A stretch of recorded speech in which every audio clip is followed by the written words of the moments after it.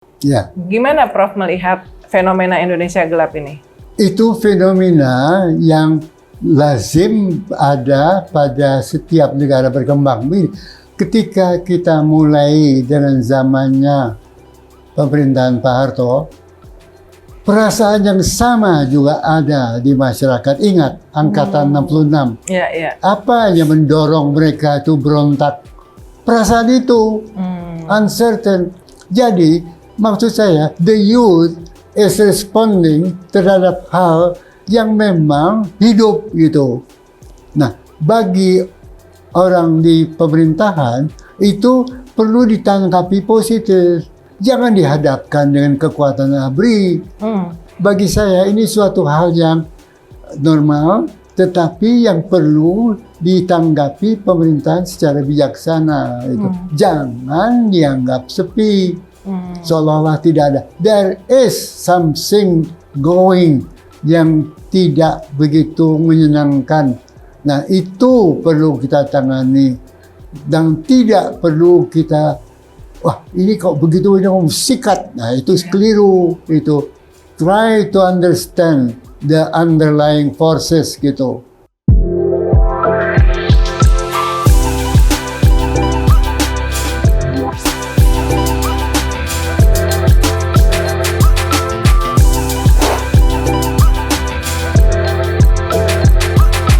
Hai Sobat Millennial Agency, ketemu lagi di program Real Talk with Uni Lubis.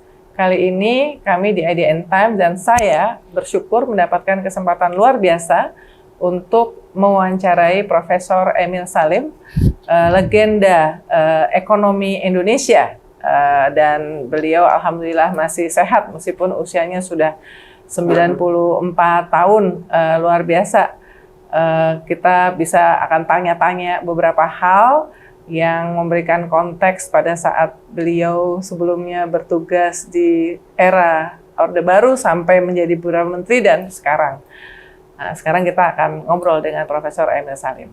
Prof. Emil, terima kasih atas waktunya. Terima kasih. Ya. Ya. Nah, ini tadi saya nguping pembicaraan Profesor masih sangat-sangat bersemangat dalam berbagi kepada yang lebih muda nih, generasi muda ini. Kalau sehari-hari sekarang aktifnya apa, Prof?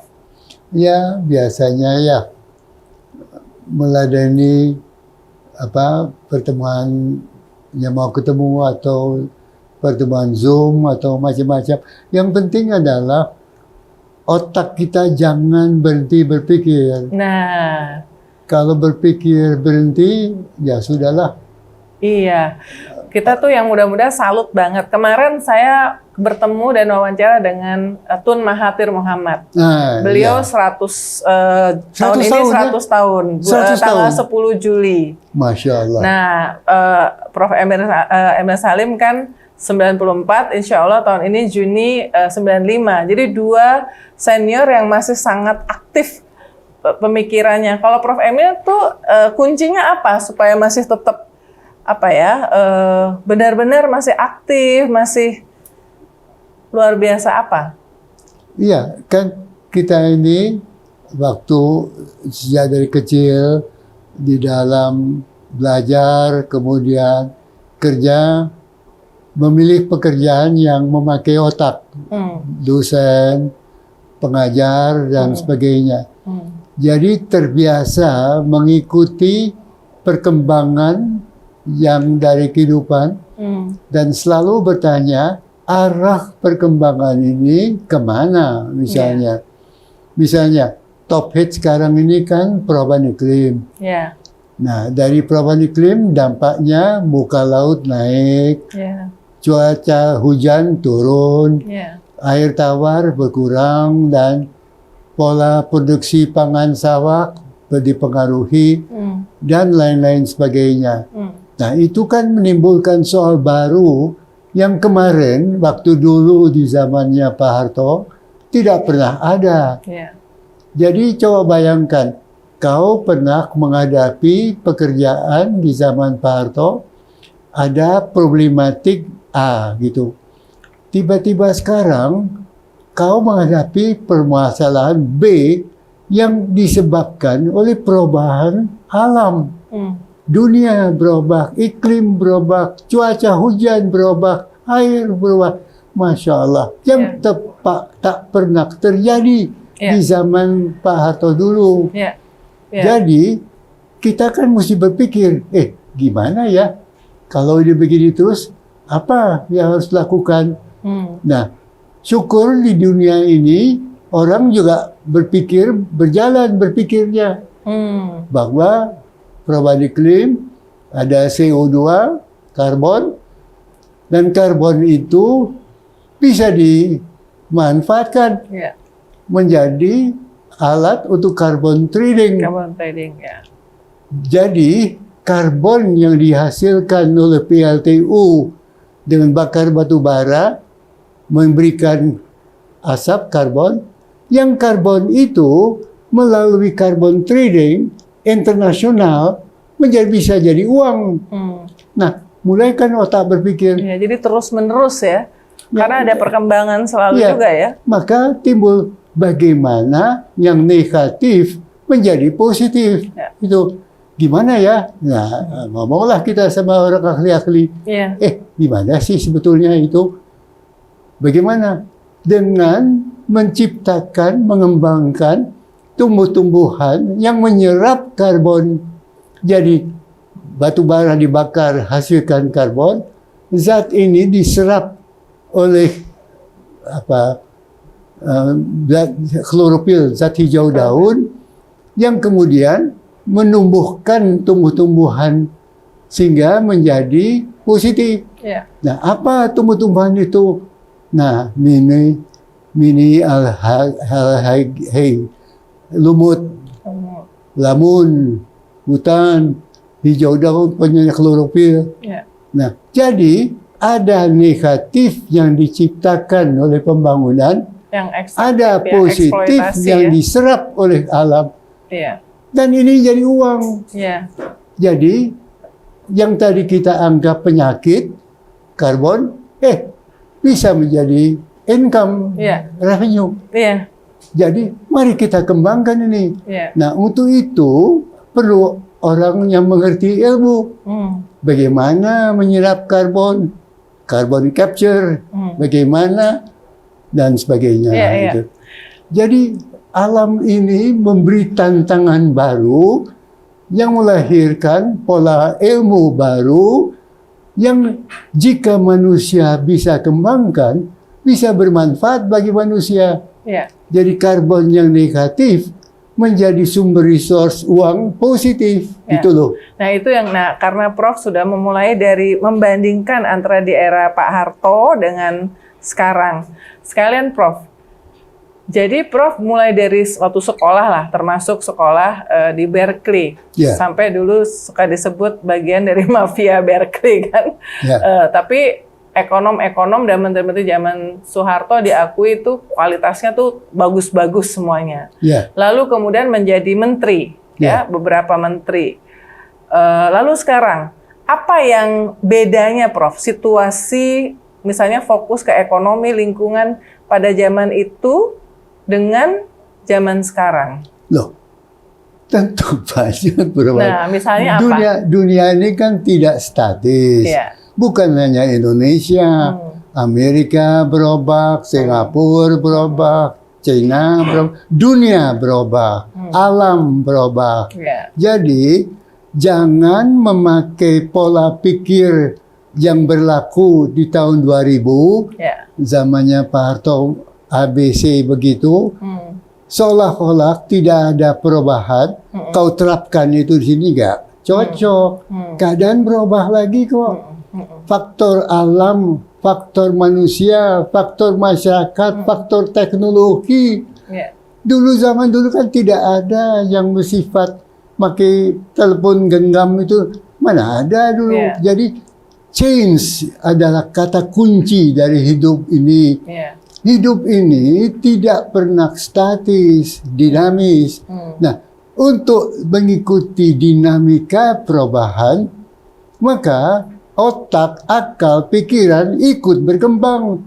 Lahirlah sains, teknologi, engineering, matematik yang tumbuh. berbeda sekarang dengan 20 tahun lalu, tahun 2000 lalu. Jadi di tahun 2000 lain dari tahun sekarang. Nah, kita yang hidup sekarang jangan pakai teori pola pikir kemarin gitu. Nah, Tapi untuk ada itu, yang bagus nggak, Prof? Dari yang dulu? kreativitas otak, akal, pikiran harus terus berkembang. Ikuti bacaan, ada ya macam-macam lah. Artificial intelligence, ada informasi Google, ada macam-macam lah. Iya. Itu, aduh, sekarang ini Luar ilmu biasa. itu kita tekan di dalam HP kita, keluar ilmunya. Itu. Jadi, use your otak, kembangkan otak, ikuti perkembangan perubahan, dan hadapi tantangan dengan pola pikir lain baru gitu loh. Kalau kebijakan ekonomi misalnya, Prof, dari zaman dulu terus ke sekarang, apakah masih ada yang relevan, Prof? Nah, Dengan situasi sekarang? basic economics tetap, Oke. supply, demand itu tetap. Kuantitas teori tetap macam-macam. But the forces, kekuatan yang berdiri di belakang hukum ekonomi yang berubah. Prinsip ide hukum ekonomi. Jika uang banyak, barang sedikit, harga naik tetap berlaku. Tapi sebab uang naik, sebab barang sedikit berbeda sekarang dengan 20 tahun 2000 lalu. Di tahun 2000 itu. Jadi the hukum dan the forces yang menyebabkan gejala itu yang berubah. Nah, kita lantas harus tahu yang berubah itu apa ya? Kok ini yang berubah?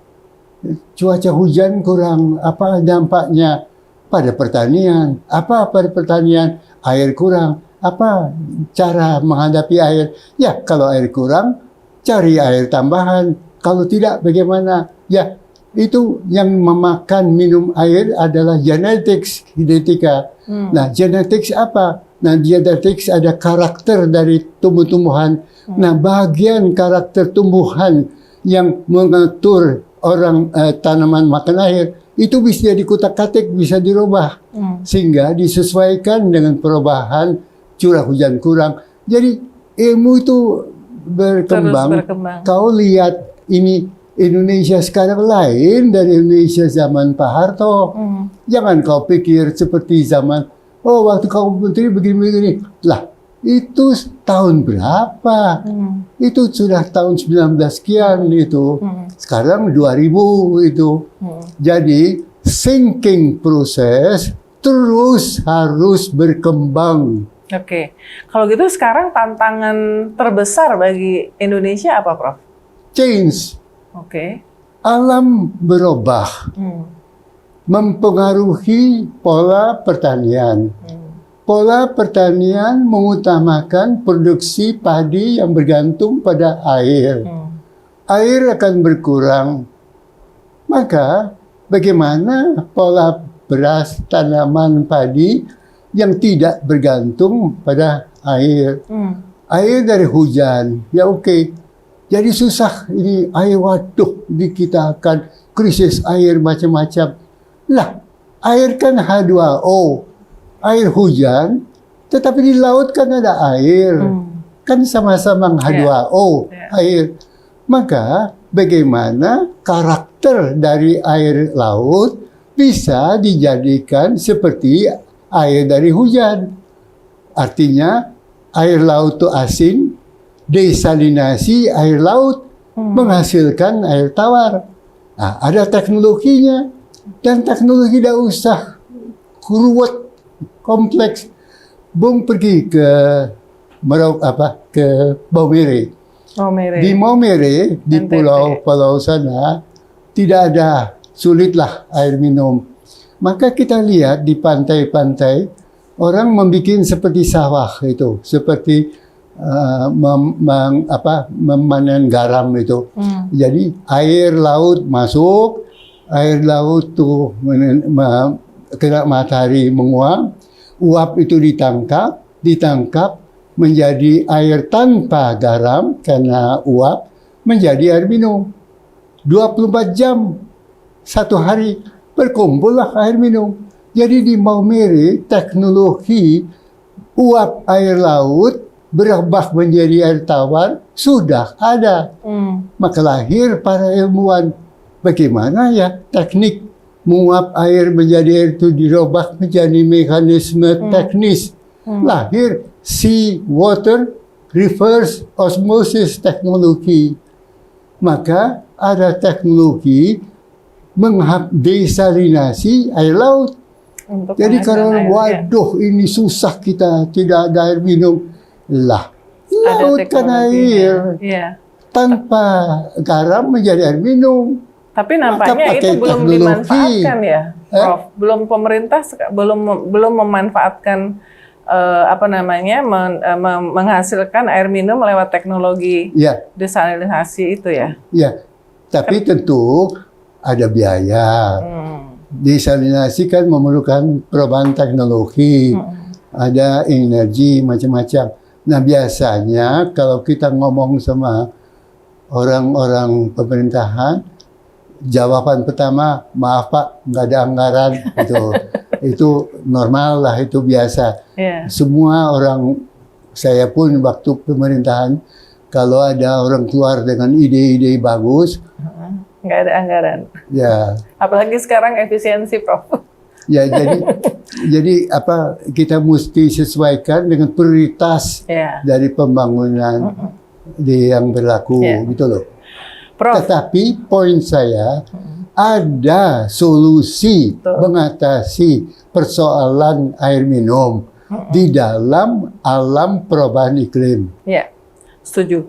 Nah, soal korupsi, Prof, dan kebocoran, itu kan problem dari zaman dulu dan sampai sekarang. Ya. Bahkan Profesor Sumitro pernah selalu dengan kebocoran 30% ICOR segala macam. Nah sekarang misalnya ICOR Indonesia juga termasuk yang tinggi dibandingkan dengan negara sekitar. Kita 6,2. Negara sekitar tuh 4 ya, Singapura, Malaysia. Nah, kenapa ini sulit sekali, Prof? Kita meningkatkan ICOR ini. Korupsi ini sulit meskipun Presiden Prabowo berapi-api pidato kebocoran akan memberantas korupsi. Jadi apa problemnya? Karena kan ini penting juga untuk ekonomi, Prof. Ya, jadi persoalan korupsi itu pertama ada persoalan jiwa, soal manusia itu persoalan jiwa. Kita kan menganut agama Islam itu, agama Kristen, agama kita. Saya kira di tanah air kita tidak ada penduduk yang tidak beragama. Nah, agama selalu mengajar morality, hukum moral itu. Selalu mengajar berbuat baik, mencegah yang buruk itu.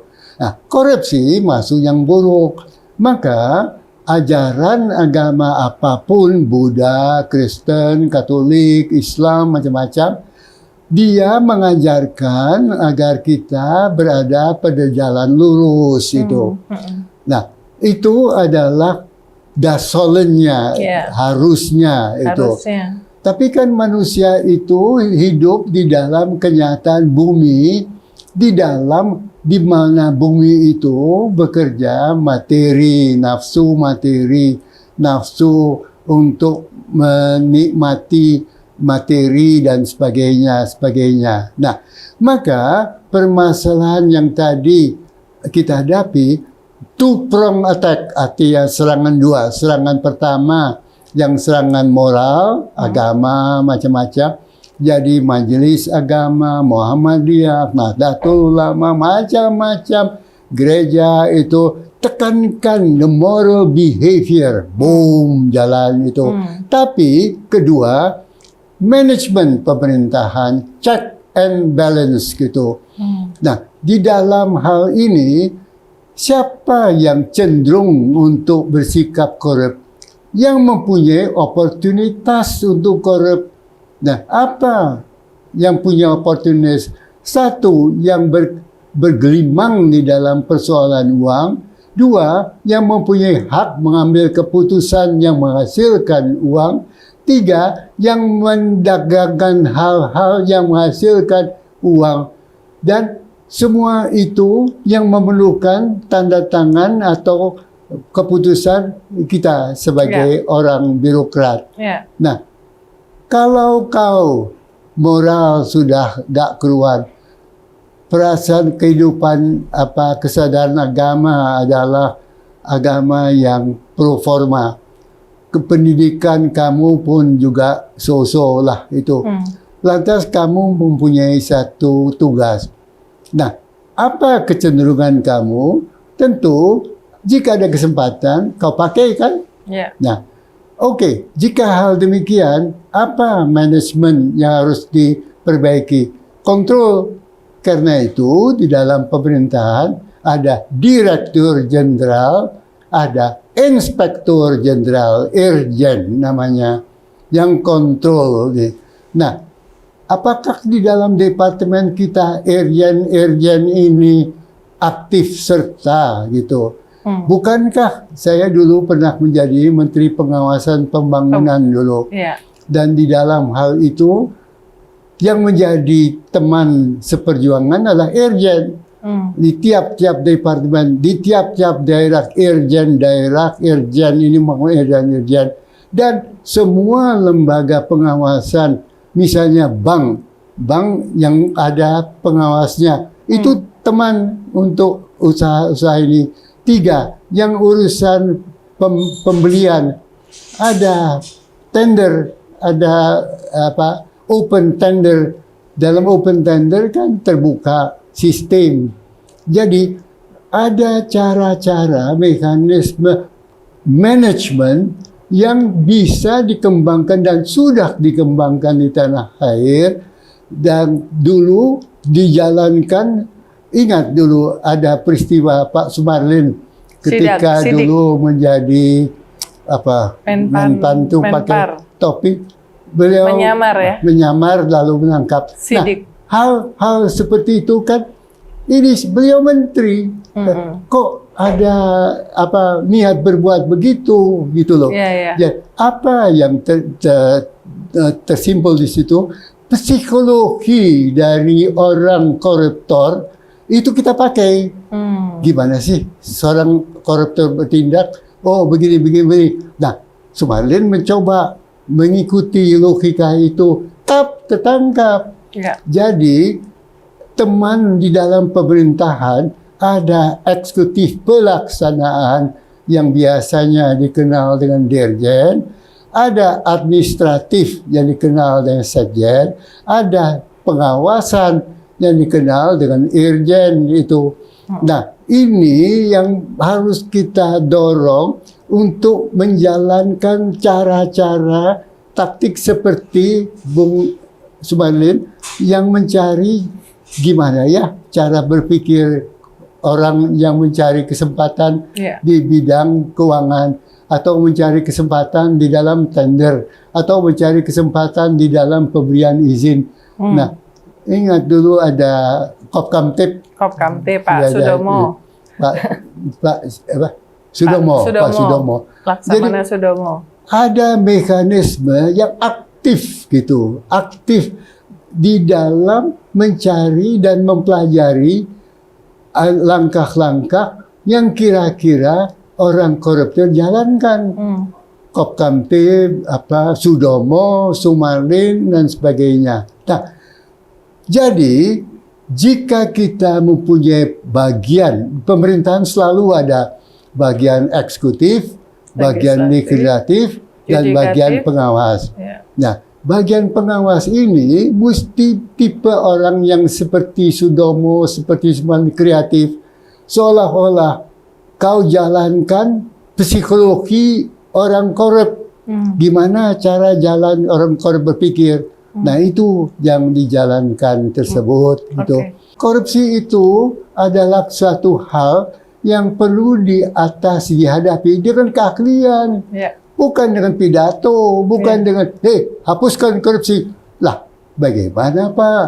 Nah, itu jadi kita bekerja yang secara manajerial gitu. Ada eksekutif, legislatif, pengawasan. Nah, pengawasan ikilo. yang kita perlu lakukan. Dan ada komandannya yang lebih luas lagi, khusus untuk korupsi, KPK.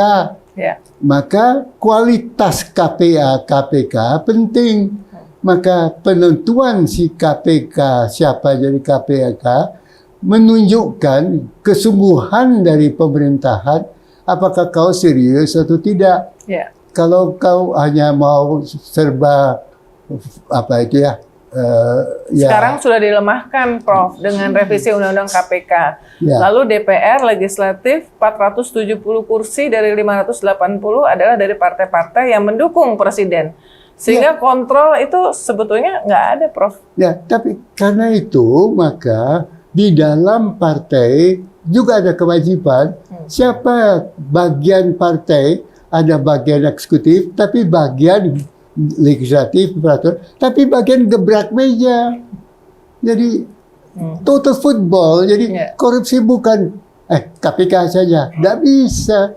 Atau hanya bagian pengawas saja. Total football ya ada di DPR, ada di partai, ada di Pemda, ada di. Jadi suasananya itu adalah suasana kalau menyimpang, dimanapun kau menyimpang, di daerah, di Pemda, di BP, di BUMN, di macam-macam, value system yang dikembangkan pemerintah adalah against korupsi. Nah, kalau semangat itu ada, maka jika orang membuat ini, dia malu untuk korupsi. Sekarang ini kalau menjadi korupsi menjadi pahlawan, bukan pahlawan tapi nggak malu, Prof. Abis keluar dari penjara masih bersosialisasi, masih bisa selamat hidup lah. Itu apa? Itu jadi ya harus dibikin tidak selamat hidupnya itu karena mencuri dan sebagainya. Tapi ada apa tuh cara-caranya lah itu jadi dan kita mengalami seperti Tipu Sudomo, Sumarlin dan sebagainya. It can be done gitu. Ya. Nah, peran dari civil society, masyarakat sipil dalam memastikan misalnya kontrol juga ketika lembaga-lembaga yang diatur oleh undang-undang ini ternyata lemah, apakah peran dari masyarakat sipil itu masih bisa diharapkan? Lagi-lagi ya pengalaman pribadi ya. Nah, ketika saya jadi Menteri Lingkungan, terus terang saya bingung. Karena Menteri Lingkungan itu tidak ada departemen, tidak ada dirjen, tidak ada aparat lah gitu. Jadi gimana ya? Lingkungan sendiri abstrak, aparat tidak ada, pentung tidak ada, langkah perbuatan tidak ada, aparat dirjen pelaksana tidak ada. Bagaimana? Tahu tidak, Bang? Di sini letaknya apa Pak Harto bilang, kau ke masyarakat. Ya, kau ke masyarakat apa artinya? Rupanya yang beliau maksud gerakkan masyarakat sehingga LSM timbul, lembaga swadaya masyarakat. Jadi yang menjadi semacam dirjen dari Menteri Lingkungan bukan dirjen pemerintah, tapi LSM. Nah, salah satu LSM yang sangat berpengaruh besar, yang sangat berguna adalah pondok-pondok pesantren. Jadi kalau begitu LSM di mana ya kita mulai? Nah, saya menghadap Hamka, salah tokoh agama. Saya citra ini ada tugas yang saya sendiri tidak mengerti lingkungan ini bagaimana. Nah, beliau sebut di dalam Quran ada kutipan tentang lingkungan telah tampak kerusakan di muka bumi karena perbuatan ulah tangan manusia. Jadi it's the manusia yang harus kau tembak itu. Nah, lalu bagaimana manusia itu? Nah, beliau kasih saya note catatan menghadap ke Pondok Pesantren Anukayah Golok-Golok Kiai Haji Basit di Golok-Golok Madura. Pergi saya ke sana. Di sana pernah ke Madura. Itu kering, panas itu. Tiba-tiba di daerah Golok-Golok itu dingin. ada pohon-pohon macam-macam dan sebagainya. Setelah dia tanya, ini siapa pondok pesantren Anukaya? Ketemu saya sama Kiai Haji Basit, ngobrol kita. Nah, beliau cerita, di dalam persoalan lingkungan, kau harus menyentuh kepentingan si manusia supaya si manusia itu melihat pentingnya itu lingkungan bagi dia, bukan bagi pemerintah, bagi dia. Maka ketika masyarakat Madura lihat pengembangan pohon-pohon oleh pondok pesantren menghasilkan air, menghasilkan itu bermanfaat bagi masyarakat, timbul gerak masyarakat. Kedua dari Hamka, yaitu menemui di Momere, Pater Bolen dari Momere agama Kristen. Saya ke sana itu. Nah, di sana beliau mengajak saya, coba sekali-sekali kau datang di hari Minggu gitu. Nah, apa yang saya lihat, beliau setelah khotbah Minggu mengajak jemaah itu untuk pada jam sorenya membuat teras-teras bangku di Momere itu yang menuju ke suatu tempat yang menurut beliau setelah diteliti adalah sumber air, namanya sumber air Lei, L-E-I, Lei. Tapi satu kering. Beberapa waktu kemudian saya diundang, mengalir air. Dari mana? Saya bilang, dari teras-teras bangku yang ditanami Lamtorogong oleh umat dari agama dari Momere Kristen tersebut.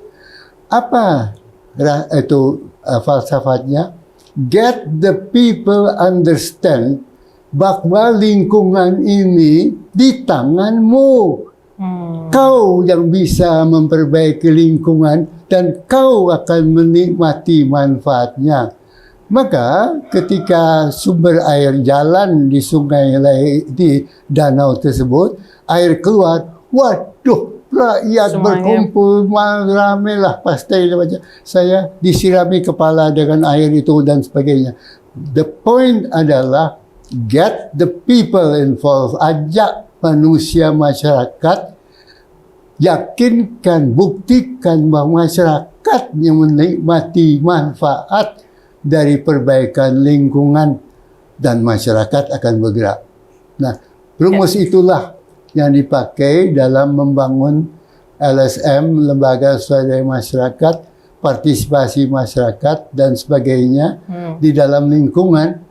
Ketika saya di Menteri Lingkungan tidak punya dirjen atau aparat pelaksana, tetapi yang melaksanakan LSM. Ya. Presiden Prabowo menargetkan mencanangkan pertumbuhan ekonomi 8%, Prof. Ya. Menurut Profesor, itu mungkin nggak dicapai dan bagaimana? Sebagai target ada baiknya. Jadi set the target as far as high as you can. As you can, that you think you can. Jadi target itu tentu beliau hitung apa, tentu tidak begitu dari udara ya diambil, tentu ada perhitungan. Nah, andai kata orang yang menghitung sampai ke target itu, sampai ke sana, pegang itu, jebret, pegang sebagai target itu, dan work on it. Tetapi yang menjadi masalah adalah ada hambatan-hambatan di dalam pembangunan Indonesia ini yang kita alami sejak tahun 2000, yaitu kualitas sumber daya manusia. Kita, maaf dikata, rakyat kita baik, penduduk kita baik, tapi kualitas kita masih jauh rendah. Kualitas dalam ukuran ilmu pengetahuan membaca, menulis, matematika, dan ilmu pengetahuan, sains, nulis, dan matematika rendah. Jadi kita ini kalau ada 0 ke 100, kita berada pada level 30. Sedangkan Singapura pada level 80-90 gitu. RRT 90 dan sebagainya. Kita 30, jauh di bawah. Cilakanya tiap menteri yang diangkat menjadi Menteri Pendidikan dari dulu, dari tahun 2000, 2005, 2010, 2015 dan sebagainya, tiap ganti menteri ganti kurikulum. Jadi tidak ada permanensi di dalam sistem mengajar. Nah, guru menjadi bingung, murid tambah bingung gitu. Nah, terus terang saya bukan ahli pendidikan itu, sedihnya saya. Jadi saya tidak mengerti gimana ya cara perbaikan pendidikan sehingga mencapai level Singapura. Kenapa Singapura? Tapi Singapura cuma 5 juta, Prof. Penduduknya. Hebat, tinggi. Kenapa bisa RRT tinggi? Kenapa bisa Korea Selatan tinggi gitu? Bahkan yang dikatakan Malaysia oke lah. Oke, Malaysia. Jadi, apa ya? Terus terang saya tidak tahu. Saya kurang mengerti kenapa dalam pendidikan kita performance Indonesia sejak tahun 2000 sampai sekarang siapapun menterinya performance-nya selalu pendidikan tertinggal. Kalau soal investasi, Prof, kita kan juga kalah terus mengundang, menarik minat investasi. Kalau pertumbuhan itu kan kita 57-60% driven by consumption karena penduduk kita banyak ya. Tapi kan yang homework-nya itu adalah investment. Nah, jadi poin pertama, human resource. Human resources, ya, setuju. Itu satu. Ya, satu. Investment lain lagi. Jadi jangan kau campur aduk ini. Jadi di samping human resource, investment perlu. Jangan dianggap karena human resource investment tidak perlu, itu salah itu. Bukan begitu cara berpikir. Jadi harus A, B, C gitu. Nah, maka investment. Nah, investment di negara kita, pendapatan penduduk kita kan masih rendah. Sehingga kemampuan tabungan rendah. Akibat tabungan rendah, investasi rendah. Investasi yang dipimpin oleh BUMN atau apa saja, jika kualitas sumber daya manusia tidak terlalu baik, ya hasilnya pun tidak terlalu mengagumkan gitu sebagainya. Jadi it's a typical developmental problem yang memang harus kita frontal hadapi. Satu, sumber daya manusia genjot pendidikan. Dua, investasi genjot saving. Itu. Ya. Nah, apakah hal-hal ini Prof sampaikan juga ketika Pak Prabowo menemui Profesor Emil Salim? Saya ini kan warga negara. Jadi mesti tahu diri gitu. Kalau berhadapan dengan presiden yang baru kita, ya beliau kan baru, maka kita mesti tahu diri lah. Jangan kau pura-pura ahli mengajari seorang presiden. Jadi caranya itu. Tapi waktu itu presiden ketemu profesor tentunya ingin dapat. Iya, tapi saya tahu diri bahwa saya ini mungkin apa yang saya tahu tidak sebanding dengan apa informasi yang beliau miliki. Sebagai presiden kan beliau dapat informasi dari menterinya, dari macam Bapenas, dari ya Allah, dari macam-macam yang saya tidak miliki. Jadi ketahui dulu apa sih soalnya. Jangan kau sok seperti mau menggurui lah, padahal kau ini memang menjadi menteri, tapi menteri zaman lain, zaman dulu, yang mungkin sekarang nggak cocok gitu loh. Jadi waktu itu pertemuan itu apa yang dibicarakan kalau boleh tahu, Prof? Ya general issues lah, apa yang layak kita bicarakan.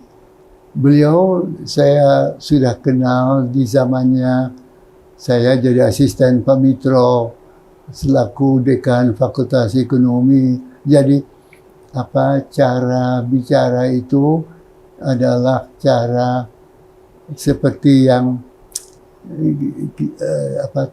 orang yang sama-sama pernah bersama dengan Pak Mitro, sekarang ketemu lagi, kira-kira begitu gitu. Tapi tidak ada keinginan untuk menggurui. Saya juga melihat Prof. hadir di peluncuran Danantara, Indonesia Sovereign Wealth Fund.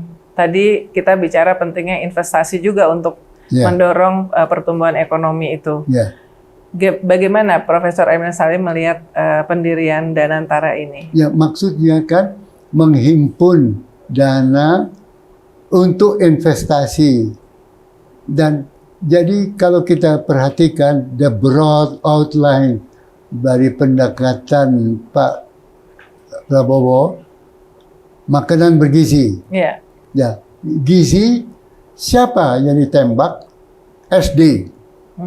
SD human resource dari seluruh lapisan masyarakat, bukan hanya kota, tapi desa dan sebagainya. It's the human resource throughout the country lah gitu. Tidak ada orang hanya Jawa atau hanya kota dan sebagainya. Mengapa? Latar belakangnya yang saya tangkap adalah kenapa Indonesia menderita stunting, dan stunting itu ya di Kalimantan, di Sulawesi, di Maluku, di NTT, di NTB, macam-macam. Beltnya adalah belt yang memang daerah-daerah yang belum terlalu maju. Jadi kemiskinan yang menimbulkan hal berdampak pada makanan, pada gizi itu. Nah, ada permasalahan di dalam kita punya pembangunan yang human resource-nya. Kenapa menderita stunting itu? Nah, ini yang saya lihat Pak Prabowo nampaknya mau tembak, boom, itu satu. Lalu kedua, apa di dalam teori pembangunan? Hal kedua di samping human resource, investment. Apa investment? Saving. Apa saving? Ya pengeluaran dari pemerintah yang lebih bermanfaat dan yang tidak bermanfaat ditabung. Dari mana dana yang tadi diinvest tadi dikumpulkan? Dari dana memotong anggaran yang tadi dipakai untuk dana perjalanan, dana rapat, dan sebagainya.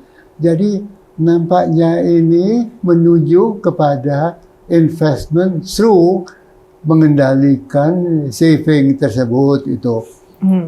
Jadi ada intention yang tujuannya saya kira memang masuk akal. Mungkin caranya terlalu mengejutkan, boom, sekaligus. Makanan bergizi memakan anggaran sekian miliar, boom, datang dana ini dari dana yang begini macam-macam. Nah, boom approach itu yang tentu ada sebab yang saya tidak tahu, tapi tentu menimbulkan kejutan itu. Dan yang kejutan itu yang orang lantas bertanya, kemana sih ini perginya itu, demikian. Jadi saya mengerti ada suatu hal yang menjadi concern gizi di tanah air kita. Ada stunting, ada macam-macam. Save the nation itu gizi. Oke. Dua, investment. Dalam itu dana investment. Dari mana dana investment? Dari anggaran yang tadi kurang dipakai. Dana investment itu. Jadi in broad terms, dalam kalimat yang umum itu ada hal-hal yang saya bisa tangkap. Oh, maksudnya ke sini. poinnya adalah the how to implement ini gitu. Apakah perlu sekaligus boom sekian besar sehingga anggaran yang banyak, apakah dan sebagainya, ada cara-caranya. Nah tentu dalam hal ini para teknisi, para menteri yang menilai situasi keadaan. Jadi sebagai menteri, presiden itu punya vision itu. Presiden, setiap presiden punya vision. Nah, saya mau begini, boom gitu. Nah, kita sebagai menteri lalu memberikan pendapat pro and cons. Kalau boomnya sekian, ini untung ruginya. Kalau sekian, ini untung ruginya macam-macam. Jadi para menteri atau mereka yang ditugaskan mempunyai kewajiban untuk menerjemahkan vision presiden ke dalam program yang responsible, yang tidak sampai menyulitkan ekonomi negara, gitu loh. Prof, Profesor pernah bertugas di Komnas HAM sebelumnya ya. Bagaimana Profesor melihat penegakan hak asasi manusia sekarang dibandingkan dengan sebelumnya? Karena ya tadi bagian dari yang indeks demokrasi Indonesia turun itu adalah soal penegakan HAM itu yang belakangan itu makin turun. Ya, tentu jauh berbeda dengan ketika saya dengan Ibu Saparina Sadli pernah duduk di Komnas HAM. Dan yang saya tangkap perubahan itu terutama yang menyangkut perempuan tidaklah menggembirakan. Kekerasan perempuan, pendidikan perempuan, perkawinan anak muda perempuan, dan sebagainya. Perlu lebih kita giatkan bahwa perempuan itu memiliki hak untuk diperlakukan sebagai manusia yang sederajat dengan laki-laki. Itu ini yang saya lihat agak tertinggal di dalam perjuangan yang bersifat nasional, di mana nasib perempuan itu kurang diangkat, kurang diperoleh perhatian di dalam kemajuan bangsa di tanah air kita. Ya, kalau bicara HAM kan kita ngomongin humanity value ya, kemanusiaan. Seberapa penting kesadaran ini mestinya masuk ke semua proses pembangunan? Lah, pembangunan itu bukan berdiri sendiri. Pembangunan bukan membangun pabrik untuk pabrik. Pembangunan itu untuk membangun manusia, kemanusiaan. Yang hidup di dunia ini kan manusia. Jadi fokus dari pembangunan adalah manusia. Bukan berarti bahwa kita membangun dengan mengabaikan nasib atau cara pembangunan yang sampai meruntuhkan nilai-nilai kemanusiaan. Keliru itu. Jadi manusia is on the top. Dan pembangunan itu subordinated kepada kepentingan, kejayaan, kemajuan manusia. Begitu harus dilihat. Jangan pembangunan di atas segala-galanya dengan mengorbankan kemanusiaan. Bukan itu yang disebut membangun Indonesia. Ya, Prof, soal pembangunan nih. Tadi kan kita bicara, tadi Prof sempat bicara misalnya korupsi, padahal kita tuh masyarakat yang beragama apa segala macam ya. Nah, katakanlah kita ini the most populous Muslim country. The most apa? The most populous Muslim country. Penduduk Islam terbanyak di dunia ya. Tapi di Islamic Index, Indonesia tuh kalah sama negara-negara yang orang Islamnya sedikit. Kayak di negara Scandinavian countries. Kenapa ya? Saya sendiri juga mulai bertanya itu. Bukan hanya Islam di Indonesia, Tapi Islam di kebanyakan negara di dunia ini, kenapa mengalami ketertinggalan dibandingkan dengan abad 8 ke 13 Masehi ketika Islam berada di puncak kejayaan abad Baghdad yang menjadi pusat dari kemajuan ilmu Islam. Al-Jabar hasil dari pemikir ulama Islam. Kimia, astronomi, astrologi, kedokteran, dan semua ilmu adalah hasil otak dari ilmuwan agamawan Islam dengan Bait al-Hikmahnya, The House of Wisdom di Baghdad abad ke-8 ke-13. Jadi agama Islam is a source, sumber daripada kemajuan akal, otak, ilmu, pikiran, budaya. Al-Khawarizmi sebagai ketua Baghdad tersebut menemukan Al-Jabar berdasarkan Quran. Poin saya adalah Islam adalah agama yang penuh dengan rahasia ilmu. Mengapa tidak ada agama orang Islam yang mendapat Nobel Prize di dunia? Kenapa orang Islam yang menganut agama Islam tidak terkemuka di dalam dunia ilmu pengetahuan? Padahal abad ke-15, abad ke-8, ke-3 sampai 13, Islam adalah dominan. Poin saya adalah ada hal-hal yang ketika Islam menjadi dominan 8 ke 13, Bait al-Hikmah, The House of Wisdom, dan menguasai ilmu pengetahuan dengan Al-Khawarizmi dan Ibnu Sina dan sebagainya. The way kita pelajari Islam di masa itu menjadi sumber pengetahuan yang menggerakkan budaya dunia, peradaban dunia ditetapkan di Baghdad 8 ke 13 abad itu. Sekarang itu tidak ada.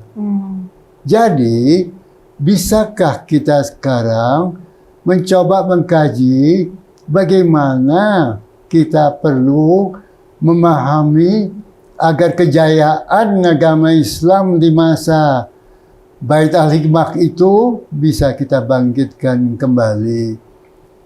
Islamnya sama, tidak berubah. It's the way of teaching, the way of cara kita mempelajari, memahami, sehingga di abad ke-8-13 Islam menjadi dominan di dalam ilmu pengetahuan dan kini agak tertinggal. Nah, ini tugas kita di dalam menganut, mempelajari agama Islam. Dan ini pula menjadi kewajiban apabila kita hadapkan pengetahuan, pengalaman, penghayatan Islam bangsa kita dengan adanya ancaman korupsi yang mengancam eksistensi jiwa pribadi generasi kita sekarang ini. Demikian. Ya. Sekarang ada Prof mengikuti, karena ini Prof ini profesor yang aktif di media sosial, di Twitter, di X. Kan ada hashtagnya itu, Indonesia Gelap. Jadi anak-anak muda melihat ada efisiensi, ada pengangguran, banyak perusahaan tutup, semua, kemudian kekhawatiran terhadap demokrasi yang juga declining. Akhirnya muncul Indonesia Gelap. Tentu pejabat-pejabat di pemerintah, tokoh-tokoh bilang, apa tuh muka kau yang gelap, katanya kan.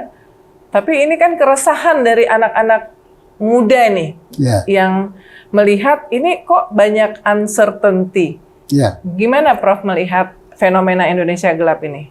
Itu fenomena yang lazim ada pada setiap negara berkembang.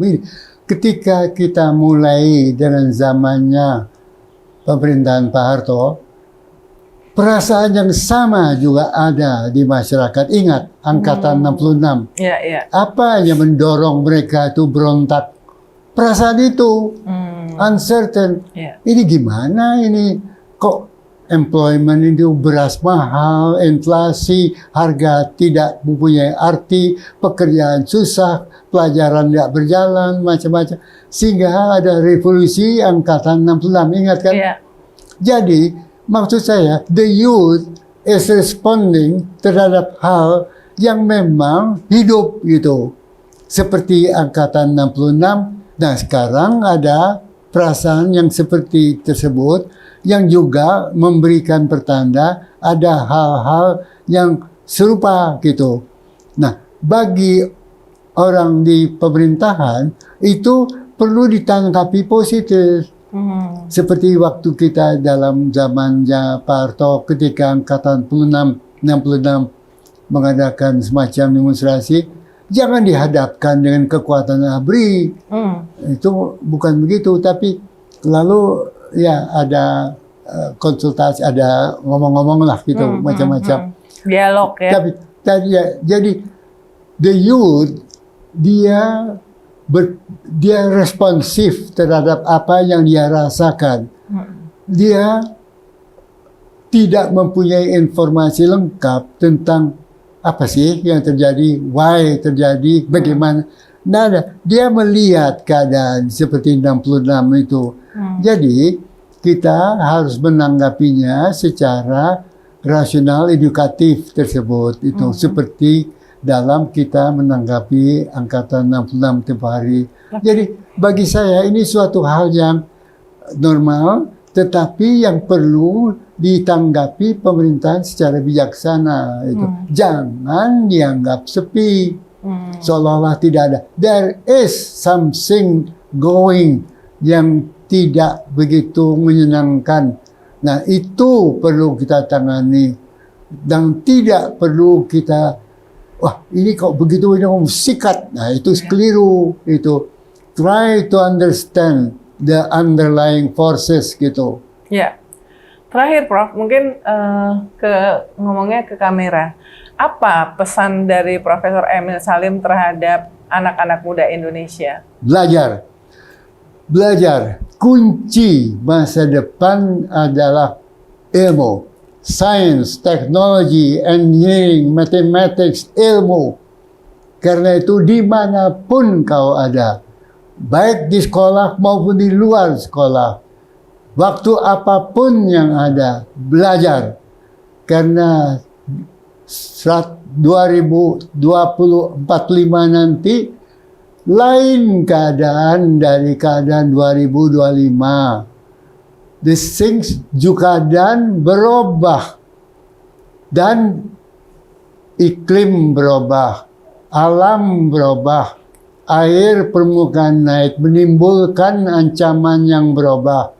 Produksi pangan memerlukan penyesuaian dengan keadaan perubahan iklim. Ilmu menjadi kata kunci. Jangan berhenti belajar terus. Dan kewajiban kita membantu proses belajar agar lebih baik dari kemarin. Kenapa setiap ada perubahan pemerintahan, ganti kurikulum, ganti cara kerja yang tidak menambah kemajuan di dalam belajar itu? Mengapa Singapura bisa maju? Kenapa Malaysia bisa maju dalam pendidikan? Mungkin kita harus belajar, dan kita sendiri, para orang tua yang jadi pejabat atau macam-macam, ikut belajar dalam mengikuti perubahan zaman itu. Karena ilmu, sains, teknologi, and mathematics adalah the key dari survival negara dalam persaingan dunia masa depan. Terima kasih Profesor Emil Salim atas insight-nya. Semoga selalu sehat ya Prof. Dan terus mengingatkan anak-anak muda ini, tadi barusan yang disampaikan itu luar biasa. Nanti kita akan sebarluaskan. Yaitu tadi obrolan Real Talk with Uni Lubis dengan Profesor Emil Salim. Sampai ketemu di program berikutnya. Salam.